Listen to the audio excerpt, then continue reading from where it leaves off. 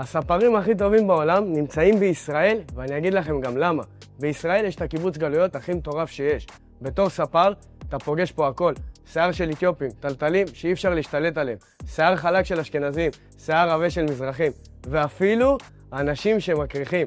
אין סוג שיער שלא עבר אצלנו בכיסא. וזה מה שעושה את הספרים בארץ ליותר מיומנים מכולם.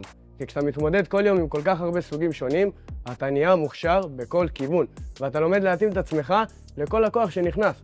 עכשיו תחשבו מה קורה בחו"ל. ספר באירופה לדוגמה, רגיל לשיער חלק, תביאו לו פתאום לקוח עם טלטלים ישראליים, הוא הולך לאיבוד. פה זה חלק מהשגרה.